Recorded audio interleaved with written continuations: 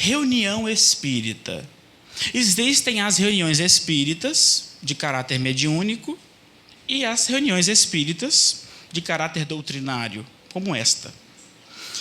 A nossa conversa vai girar em torno do capítulo 29 do livro dos Médiuns, das reuniões e sociedades espíritas.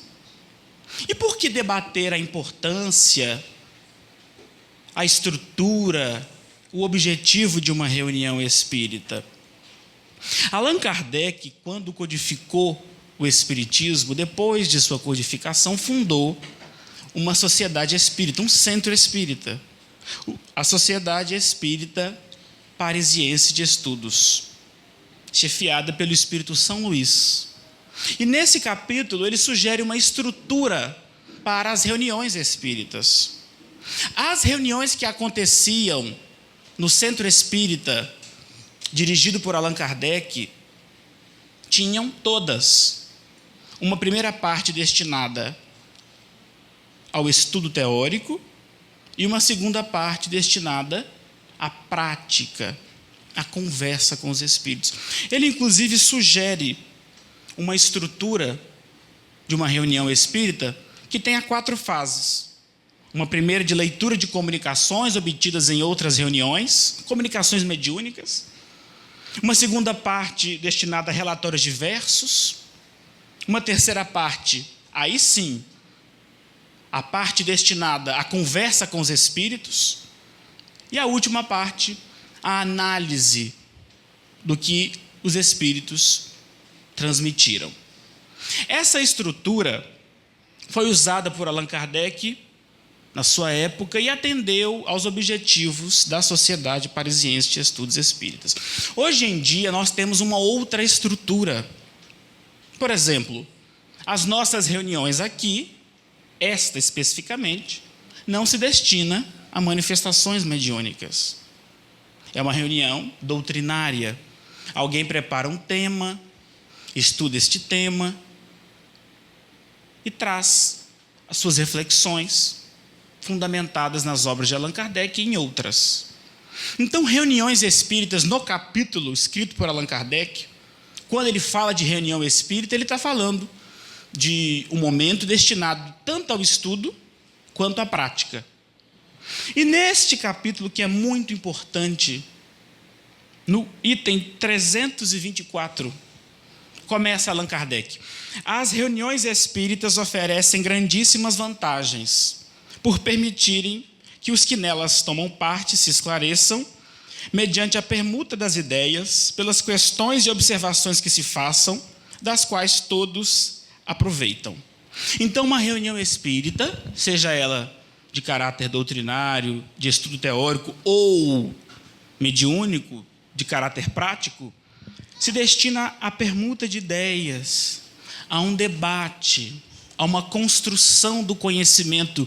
Porque Allan Kardec, no livro A Gênese, vai dizer, na primeira parte do texto intitulado O Caráter da Revelação Espírita, que a revelação espírita ela é divina e ela é humana. Por quê?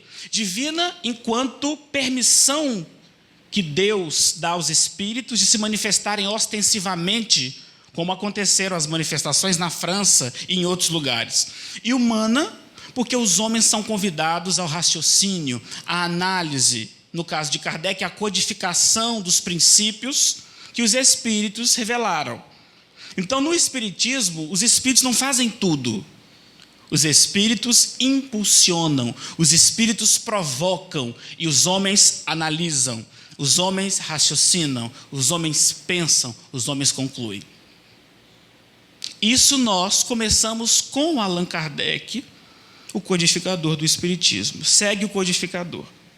Mas, para que produzam todos os frutos desejáveis, requerem condições especiais, que vamos examinar, porquanto erraria quem as comparasse às reuniões ordinárias. Ou seja, uma reunião espírita não pode ser comparada a uma reunião social ordinária, comum, do dia a dia. Uma reunião espírita não é uma festa, Não é o momento da gente contar piada, distração, pular, festejar.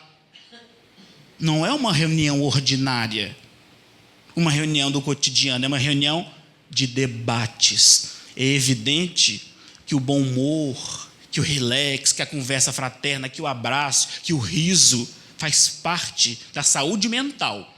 Agora, os excessos não deveriam fazer parte de nenhuma reunião religiosa, é bom que se diga, porque é um momento de conexão com o sagrado. E o sagrado, o abstrato, exige esse momento de reflexão. Porque Deus, por mais que Ele se manifeste por efeitos patentes, através dos efeitos que nós vemos na natureza, é algo abstrato para a nossa capacidade corporal. Exige um movimento interno de busca, um movimento sentimental, emocional, que exige concentração, paz interior. Entendem o que eu estou querendo dizer? Então, as reuniões religiosas devem ser marcadas, e a reunião espírita especificamente, por condições especiais, que nós vamos trabalhar essas condições aqui hoje. Segue o codificador. Cabe a quem? Às reuniões espíritas tomarem as mesmas precauções e preservarem-se dos mesmos escolhos que os indivíduos. Essa é a razão por que colocamos em último lugar este capítulo. Então vejam, senhores, a nossa conversa da noite de hoje vai girar em torno das condições especiais e das precauções que as reuniões espíritas precisam tomar. Que tipo de precaução? Que tipo de problema pode surgir numa reunião espírita, seja ela de caráter mediúnico, seja ela de caráter teórico, ou uma reunião na qual aconteçam os dois tipos de processos? Vamos lá? Coragem. Sigamos. Item 341 do mesmo capítulo.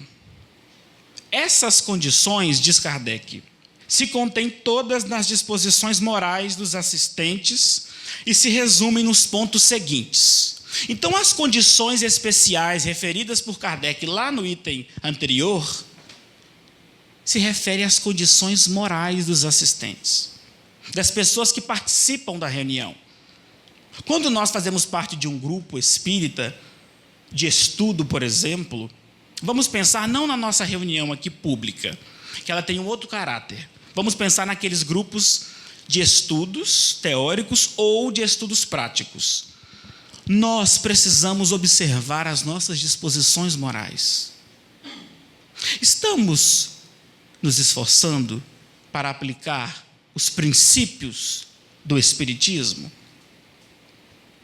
Estamos nos sentindo verdadeiramente no processo da evangelização? Isso é disposição moral. A disposição moral está atrelada à conduta. E a conduta tem a ver com as ideias que nós alimentamos, com os pensamentos que temos, tem a ver com as nossas emoções, com aquilo que geramos nos outros. Isso são disposições morais.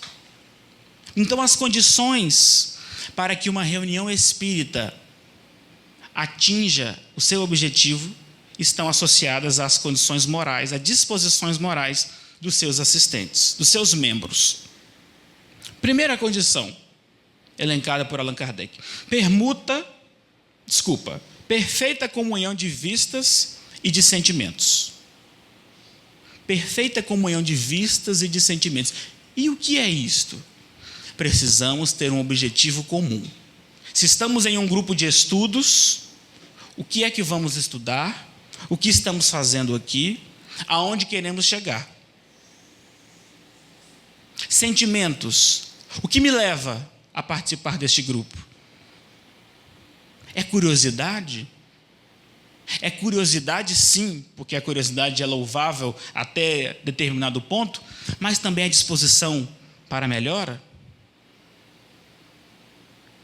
Então, os membros de uma reunião precisam observar se estão afinados, porque os objetivos de uma reunião espírita serão atingidos na medida em que observarmos as suas condições. Cordialidade recíproca entre todos os membros. Aonde tem muito problema, muita confusão, muita discussão, ninguém chega a conclusão nenhuma, nesse ambiente as coisas ficam difíceis. Já é assim nas coisas do dia a dia, em ambiente de trabalho. Um ambiente assim, sem cordialidade, produz pouco. E sob o ponto de vista espiritual, isso ainda é mais forte. Então nós precisamos nos atentar para a cordialidade, a fraternidade. Não precisamos concordar 100% com as pessoas. Eu concordo 100% com todo mundo, isso não existe. Agora, vamos buscar caminhos comuns. Aquela unidade de vistas colocada no primeiro ponto. Por que é que estamos numa reunião espírita? Se estamos numa reunião mediúnica, vamos conversar com os espíritos, vamos ouvi-los, vamos atender aos espíritos sofredores com amor, respeitando. Se observarmos alguma coisa equivocada, algo que nos incomoda, vamos chegar no companheiro de trabalho, no dirigente da reunião, pedir um esclarecimento, se colocar à disposição para corrigir o problema. Se o problema às vezes, na nossa pessoa, busquemos alguma coisa que nos torne criaturas melhores. Por isso que, quando em um grupo há fraternidade, as coisas fluem com mais naturalidade. Os erros tendem a ser melhor corrigidos, mais rapidamente corrigidos. As pessoas estão mais abertas a ouvir a crítica, a analisar a sua própria postura. A ausência de todo sentimento contrário à verdadeira caridade cristã. Por quê? A ausência de sentimentos contrários à caridade cristã. Isso tem a ver com a perfeita comunhão de vistas e de sentimentos. Se nós estamos unidos em um objetivo comum, vamos evitar, ou pelo menos trabalhar certas emoções, certos comportamentos, certas frases que tendem a irritar o outro, porque às vezes nós fazemos questão de dizer certas palavras para irritar o outro. Não tem necessidade nenhuma. Aí a gente solta aquela frase assim, sabe? E aí o outro sai irritado. E aí aquilo vira uma bola e vai crescendo, e o trabalho vai ressentindo esse processo. Então, a ausência de todo sentimento contrário à verdadeira caridade cristã. É perfeição? Não é perfeição, é o processo. Quando nós estamos abertos à melhora, essa melhora vai acontecendo. Claro que nós vamos ter problemas, dissensões, discussões. Agora, se estamos unidos, o processo anda com mais facilidade. Um único desejo, o de se instruírem e melhorarem, por meio dos ensinos dos Espíritos e do aproveitamento de seus conselhos. Quem esteja persuadido de que os Espíritos superiores se manifestam com o fito de nos fazerem progredir e não para nos divertirem, compreenderá que eles necessariamente se afastam dos que se limitam a lhes admirar o estilo. O que é isto? Muitas pessoas comparecem a reuniões mediúnicas para observar os trejeitos dos espíritos, querem ver fenômeno, querem ver tremelique, querem ver cheirinho, querem ver batuque, querem ver funga-funga. Tem gente que gosta disso, de contemplar. E essas pessoas se esquecem de que o objetivo do espiritismo é moral. Tudo o que acontece de manifestação mediúnica tende a nos melhorar. As instruções dos espíritos superiores visam o nosso progresso intelecto-moral e não simplesmente nós ficarmos num momento assim de contemplação de coisas que às vezes podem não servir para nada. Então, precisamos observar. Por isso que tem a ver com o sentimento. O que eu estou fazendo nesta reunião? O que me move? Qual a emoção? Porque emoção é aquilo que move. Qual emoção? O que me faz estar aqui? É curiosidade? É porque eu não tenho o que fazer em casa, aí vou para lá? Precisamos corrigir, às vezes, o nosso pensamento. Exclusão de tudo o que nas comunicações pedidas aos espíritos apenas exprime o desejo de satisfação da curiosidade. Numa reunião espírita, às vezes são feitas consultas aos espíritos, se pergunta coisas aos espíritos, de parentes de pessoas, informações de pessoas que já morreram. Chamam-se determinados espíritos. E aqui vai uma observação muito importante. Alguns irmãos, mas Moisés, lá no Deuteronômio, diz que é proibido evocar os mortos. E nós, os espíritas, concordamos com a proibição de Moisés. Até porque a proibição de Moisés girava em torno dos excessos que o povo hebreu realizava, porque o povo hebreu foi escravo no Egito durante muito tempo. E entre o povo existiam práticas as mais estranhas de evocação dos mortos. Por exemplo, as pessoas iam para os cemitérios, tomavam banhos, faziam determinados rituais, e iam para os cemitérios evocarem, se deitarem sobre os túmulos dos mortos para conseguirem a comunicação com eles. Outras pessoas usavam crânios de pessoas mortas para realizar o processo de comunicação. Vejam, senhores, essas práticas de necromancia foram condenadas por Moisés e são condenadas pelo Espiritismo. Então quer dizer que não pode conversar com o morto. Não, Moisés não disse isso.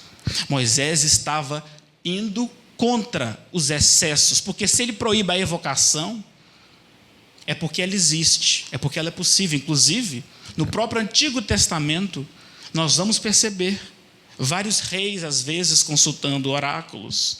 O rei Saul indo até Pitonisa de Endor e Samuel aparecendo para ele. E tantos outros momentos da Bíblia em que os mortos se fazem presentes para os vivos. E o Espiritismo se coloca contrário a essas evocações realizadas para fins inúteis, fúteis e divertimento, às vezes até maléficas. Essas práticas. O Espiritismo se relaciona com o mundo espiritual de uma forma tranquila, sadia, tendo sempre como objetivo, vai dizer Allan Kardec, a transformação moral de todos os envolvidos. Regularidade das sessões. Todas as sessões, sejam elas de estudo ou de desenvolvimento mediúnico, precisam ser regulares. Por quê? Kardec vai dizer que os espíritos frequentam habitualmente determinadas reuniões. Então, todas as reuniões têm ali espíritos que frequentam sempre. Então, se você realiza a reunião naquele horário, com aquela disciplina, os espíritos se planejam para assessorarem a todas as pessoas que ali estão. Se você faz um dia a reunião no horário, no outro você faz no outro, aí deu na sua cabeça, não, eu vou fazer hoje nesse dia. Os espíritos são os homens fora da matéria, em processo evolutivo. Vai dizer Allan Kardec, a partir de seus estudos, os espíritos têm as suas ocupações. Então, eles se programam para comparecer às reuniões. Por isso a importância da regularidade das sessões. Não é aquela coisa também fanática, absoluta, eu vou jogar uma praga em quem chegar 8h01. Não, não é assim também, né? Temos um horário. O bom senso deve imperar. Se nós temos um membro de uma reunião que tem dificuldade de chegar no horário, mas uma dificuldade que se esclarece, ele chega no dirigente e fala, olha, eu tenho um probleminha, então todo mundo sabe que ele vai chegar ali 5, 10 minutos, e o dirigente vai saber adequar a reunião para recebê-lo. O que não pode acontecer é que, por exemplo, uma reunião mediúnica acontecendo, começa às 8 horas, às 8h30 chega o médium lá, oi gente, aí senta lá, não, eu já vou receber. Não, meu querido, você vai receber a bênção de Deus, né? Em outro lugar, brincadeira. O bom senso deve imperar, o respeito que nós temos às pessoas também, porque às vezes esse atraso pode significar desrespeito. Muitos de nós não percebemos, mas temos dificuldade de cumprir horário. E às vezes é uma certa displicência, sabe? Nossa, aí não faz questão de obedecer o horário. Não, eu chego lá. Isso demonstra que nós ainda não percebemos a importância de um momento como este. Todos nós que estamos sintonizados com a espiritualidade aqui, absorvemos essas energias maravilhosas, esses fluidos bondosos, e saímos daqui renovados, lavados espiritualmente, batizados espiritualmente, porque estamos em sintonia com Jesus, que é o governador do planeta. Recolhimento e silêncio respeitosos durante as confabulações com os espíritos. Claro, se tem numa reunião mediúnica, por exemplo, o dirigente conversando com o espírito sofredor, e aí o outro lá começa a contar fofoca, fulano, não quero nada, nem sabe o que postaram no grupo do WhatsApp, enquanto o dirigente está ali. Isso é uma falta de respeito. Isso demonstra que você não entende o objetivo de uma reunião mediúnica, e não deveria estar ali. Por quê? Tudo tem o seu momento. Tudo. Então, o recolhimento, o respeito. Paulo, na Epístola aos Coríntios, sobre a mediunidade que ele chamava de dons, ou carismas, dons do Espírito, há diversidade de dons, mas a manifestação do Espírito é dada para o que for útil. E lá vai elencar uma série de sugestões de como dirigir uma reunião cristã primitiva na sua época, que nós depois até vamos fazer algumas analogias com as reuniões espíritas, se der tempo, é claro. E o recolhimento, o respeito, a tranquilidade interior, só vamos atingir com a disciplina, respeitando as regras. Tem gente que tem medo da palavra regra. Ai, regra. Aí já tem até alergia. Falou em regra. É porque, às vezes, fomos mal educados para lidar com a regra. Mas a regra é muito importante. O regulamento, seguir os passos. Isso é muito importante. No nosso trabalho, ali você tem um manual de processos que você aprende ao chegar na empresa, lê, para poder seguir os passozinhos e a empresa atingir o objetivo. Se você começa a fazer tudo que dá na sua cabeça, vai dar tudo errado. Então, seguir para os passos, obedecer os processos, é algo importante. E, sob o ponto de vista espiritual, ainda mais. Porque o fenômeno mediúnico se dá através do pensamento. E se o pensamento da pessoa é aquele vendaval, os espíritos que vão facilmente se sintonizar com essa pessoa são espíritos do vendaval. Não os espíritos mais elevados, mais equilibrados. União de todos os assistentes pelo pensamento, há um apelo feito aos espíritos que sejam evocados. Por quê? Se nós estamos reunidos numa reunião para ouvir a palavra dos espíritos bondosos, eu estou pensando aqui lá no futebol, essa hora começou o jogo do Flamengo, ou do Botafogo, da Paraíba. Aqui, meu Deus, começou o jogo, minha novela. Kardec vai dizer no capítulo da influência do meio, que o pensamento dissonante dos participantes de uma reunião atrapalha a manifestação do espírito, atrapalha o processo de filtragem mediúnica que o médium faz deste pensamento. Concurso dos médiuns da Assembleia, com isenção de todo sentimento de orgulho, de amor próprio e de supremacia, e com o só desejo de serem úteis. Os médiuns são as pessoas que recebem informações do mundo espiritual. Veem os espíritos, escreve através da influência dos espíritos. Essas pessoas, os médiuns, precisam se colocar na posição de instrumentos. dos espíritos bondosos. E não se achando o mestre-sala, o mais importante. Porque eu sou o médium mais importante. Sendo que Kardec vai dizer que para que se aconteça uma reunião espírita, não é nem necessário médium, porque existem as reuniões espíritas que não são mediúnicas. São as reuniões de estudo. Então, se não tem médium, faça reunião. Reunião de estudo, de debate. Pega a mensagem de outros médiuns e vamos debater, vamos discutir. Última condição: estudo das manifestações e da doutrina. É engraçado que o apóstolo Paulo, lá na Epístola aos Coríntios, quando ele vai falar das regras práticas, ele vai dizer o seguinte: que numa reunião cristã, um pode falar em línguas, outro pode ensinar, outro pode profetizar. E ele diz algo muito importante em seguida: quando um dos irmãos profetizarem, que os outros julguem. Está lá. Que os outros julguem. A profecia nada mais é do que o processo mediúnico. No caso bíblico, o profeta é o médium de espíritos bons, de espíritos elevados. Porque existem os falsos profetas na visualização bíblica, que seriam aqueles médiums não tão bem sintonizados assim. E que, porque estão imbuídos por sentimentos os mais variados, se deixam levar por essas obsessões, as mais graves às vezes. Então vejam os senhores, já na época de Paulo,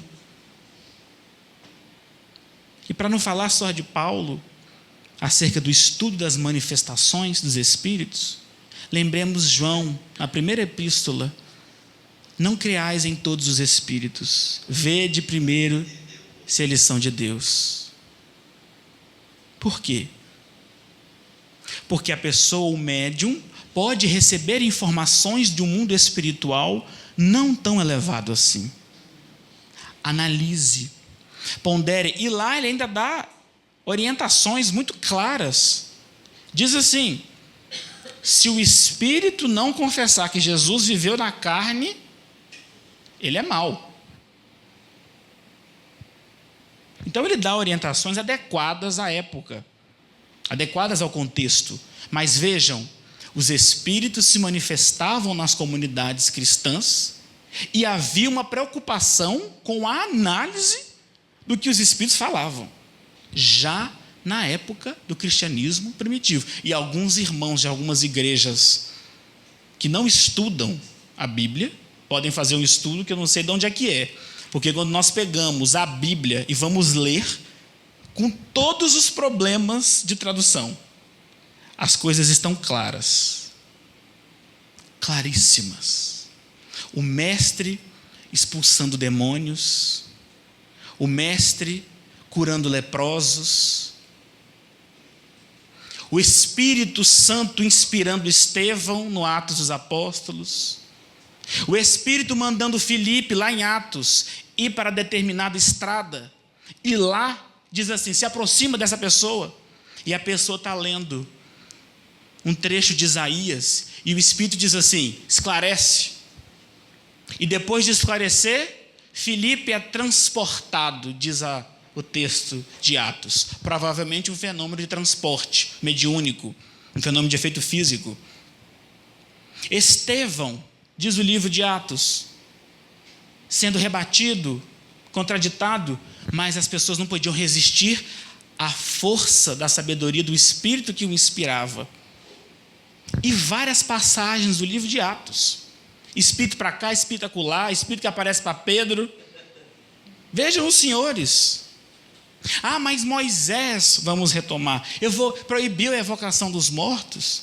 É interessante, nós já comentamos aqui o porquê que Moisés disse isto, que Jesus, em momento algum, retoma essa palavra de Moisés. Vocês perceberam isso?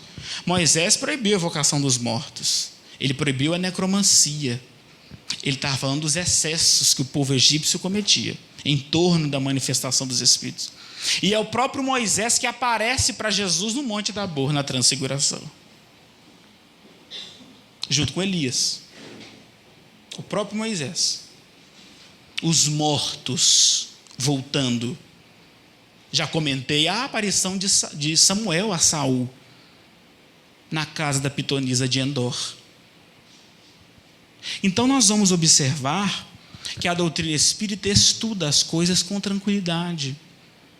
Quando recebermos uma manifestação mediúnica, vamos analisar a comunicação. Por quê? Porque o espírito pode dar instruções estapafúrdias. O espírito pode falar besteira. O espírito pode querer que você fique no ridículo. Diga isso. Eu que sou espírita desde pequeno, já convivi com muita gente. Muitos médiuns autênticos, que produziram coisas assim, que me deixaram extasiados, porque a mediunidade natural. Eu frequentei uma época, quando eu era menor, uma casa de uma certa senhora que fazia orações, rezas, no interior de Goiás. E ela entrava em transe. Ela começava a orar e entrava em transe. Ela tinha uma saleta, na qual tinha imagens de santos, de orixá, de Chico Xavier, aquela pessoa eclética, que orava. Lá tinha de tudo. De Exu a Jesus, tinha de tudo. E ela orava para tudo. Ela auxiliava todas as pessoas. E ela produziu um fenômeno de efeito físico que me chamou muito a atenção. Minha mãe estava com um determinado problema na coluna e foi nessa casa pedir ajuda. Eu era pequeno, mas atento. Ela colocou uma folha de papel A4 nas costas da minha mãe e saiu o raio-x. Eu vi. Tudo desenhado ali, as vértebras, tudinho. Eu vi o fenômeno. Se eu não tivesse visto, eu não ia acreditar. Eu não ia. Se alguém me contar, eu não sei. Mas eu vi. Eu pensei comigo, nossa, que coisa, né? Ali é mediunidade natural, porque ela não se diz espírito. Meu filho, eu repito o que os espíritos me falam. Ela fala assim, Marilene é o nome dela. Fantástica. Tenho até saudade dela. A mediunidade natural. Mas, vez ou outra, observei e tive informações dos espíritos através de alguns médiuns, sem nexo algum. Informações sobre a vida de fulano, de ciclano, porque é assim que acontece. Os espíritos obsessores, quando acham um médium que não entende muito bem a função da sua mediunidade, começam a sugerir essas coisas, sabe? Dá um recado acolá, dá um recado ali. Aí a pessoa começa a ficar envolvida naquela aura mística, né? Todo mundo chega perto e fala, fulano, estou sentindo assim uma dor. Estou sentindo assim. Aí a pessoa começa, não. E às vezes inventa, são os falsos profetas. Porque eles existem aqui e na erraticidade. Os espíritos que querem atormentar. Os espíritos que mentem. Os demônios, como são chamados pela tradução bíblica. Porque demônio, do grego daimon, demônio eram todas as pessoas que morriam e viravam heróis na Grécia clássica. Eram chamados demônios, ou daimons. Não é demônio no sentido que ficou teológico, construído pela religião cristã oficial ao longo do tempo. Não, porque esses demônios não existem. Não existem, porque seria a condenação eterna deles e de todos aqueles que eles conseguirem recrutar para o inferno. Deus seria injusto. Porque se Deus é onisciente e tem a presciência absoluta, ele sabia que os demônios iriam errar e influenciar uma série de pessoas que já estariam predestinadas a essa influência. Não faz muito sentido lógico, tendo em vista a soberana justiça e amor divino. Não faz. Mas existem os espíritos impuros, que nada mais são do que as almas dos homens fora da matéria, ainda necessitadas de orientação, que causam as chamadas obsessões. Vejam, nós tratamos aqui, e nosso horário já está, finalizando, da primeira parte da palestra, as condições especiais. Vamos começar um pouquinho a falar acerca das precauções, dos escolhos. Kardec vai dizer que todos nós, quando vamos a uma reunião espírita, ou de qualquer natureza, levamos conosco para essa reunião os nossos companheiros espirituais. Todos. Então nós temos um pequeno séquito que nos acompanha, todos nós. Por isso que quando chega algum médium assim perto de você, mas tem um espírito perto de você. Não está falando nada demais. Tem um, só um, que bênção, né? Porque nós temos um pequeno séquito de espíritos que se afinizam conosco. O anjo da guarda, aqueles que não gostam de nós, aqueles que não vão com a nossa cara, porque às vezes as obsessões não são causadas somente por espíritos que nos odeiam, são causadas por espíritos que não vão com a nossa cara, que não simpatizam conosco. Isso existe. Kardec trata vários casos no livro dos médiuns. Kardec perguntava assim: meu irmão, por que você está obsidiando? Porque não tem o que fazer. Falavam, vejam. E às vezes usava até termos engraçados. Quando eu acho um idiota, ele falava assim, eu achei até engraçado quando eu li. Quando eu acho um idiota, eu vou lá e monto e faço a festa. Vejam os senhores. Então todos nós, quando vamos às reuniões, temos esse pequeno séquito. E a depender da natureza espiritual desses espíritos, eles podem atrapalhar as reuniões. Por isso da importância da transformação moral. Por quê? Com a transformação moral, os espíritos que nos acompanham também vão se melhorando e as companhias vão se modificando. Aqueles que estão no processo de esforço, e como uma instituição espírita tem o objetivo de auxiliar as pessoas, esses espíritos que querem o mal, que querem atrapalhar, são contidos fora da instituição. Agora, acontecem casos, e a literatura espírita é farta nesse sentido, o próprio Kardec vai dizer, casos nos quais os espíritos conseguem penetrar essas barreiras magnéticas e causar bastante problema para os integrantes, obsessões seríssimas. Então, esse primeiro ponto dos espíritos que nos acompanham, dos nossos amigos, inimigos, simpáticos ou não, precisa ser muito bem analisado. Quem anda conosco? Então quer dizer que comigo deve andar, né, chifruda. Começa, né, essa paranoia de se achar inferior demais. Porque é engraçado que tem gente que não consegue ser grande no bem, quer ser grande no mal, né? Aí começa assim, meu obsessor é aquele que ninguém consegue. Vamos lá, gente, vamos com calma. Nós temos os afins que andam conosco e eles vão se melhorando na medida da nossa melhora, porque eles vão tendo exemplos. E aí eles vão tendo vontade de reencarnar, vontade de melhorar. É assim que funciona o mundo espiritual. Kardec vai dizer, pelo adiantado da hora, eu vou ter que apressar para encerrar, que existem aqueles que querem atrapalhar a reunião, nos dois planos da vida. Os desencarnados, mas também os encarnados. Existem pessoas que vão às reuniões espíritas para causar, né? Sou dessas, e vai para causar. Então tem gente que não concorda com nada, tem gente que está tudo errado, tem gente que, isso é errado, isso é mentira, isso é da cabeça dele. Infelizmente existem essas pessoas que não têm nenhuma afinidade com o espiritismo às vezes e que frequentam as reuniões para atrapalhar. Às vezes elas são instrumentos desses espíritos que querem atacar a obra do Cristo, porque o espiritismo nada mais é do que o cristianismo redivivo. O espiritismo tem a função. Os espíritos dizem na questão 625 do Livro dos Espíritos: nós estamos encarregados de começar a implantação do reino de Deus prometido por Jesus. Palavras dos Espíritos, na questão 625, do comentário do Livro dos Espíritos. Os Espíritos codificadores. Então o Espiritismo tem essa função. Resgatar aquele cristianismo mais primitivo, dos discípulos de Jesus. Aquele cristianismo puro, onde as reuniões eram feitas com amor, com sinceridade, sem esses dogmas que acabaram desfigurando o amor. É tanta regra que você não sabe mais. Aquela regra já fanática, não é aquela regra boa do controle, é a regra já neurótica. É tanto dogma, é tanta hierarquia, que o amor às vezes se perde, se esfria. Para fazer o bem às vezes, não, você tem que fazer aqui, tem que fazer acolá. E Jesus fazia andando no meio da rua.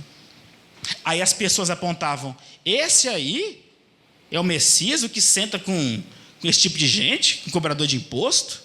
Não pode ser não. E aí Jesus diz: eu sou o médico das almas. Aqueles doentes precisam do remédio. Vejamos, nós precisamos resgatar esse espírito primitivo do cristianismo.